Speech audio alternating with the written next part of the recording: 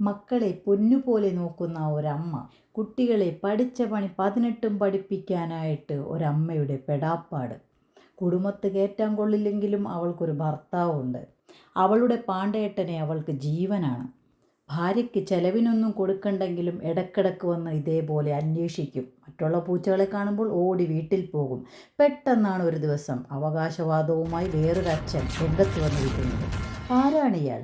ചെമ്പൻ, കല്ലുവിൻ്റെ മുൻ ഭർത്താവ്. കുടുംബക്കാരിടപെട്ടതുകൊണ്ട് ചെറിയൊരു കയ്യാങ്കളിൽ അവസാനിച്ചു. അബദ്ധത്തിലാണെങ്കിലും തനിക്ക് പിറന്ന കുഞ്ഞിനെ കാണാൻ അവൻ നോക്കിയിരിക്കുകയാണ്. തന്തയുടെ കയ്യിലിരിപ്പ് ശരിയല്ലാത്തതുകൊണ്ട് അധികം നേരം ഞാനിവിടെ നിൽക്കണില്ല.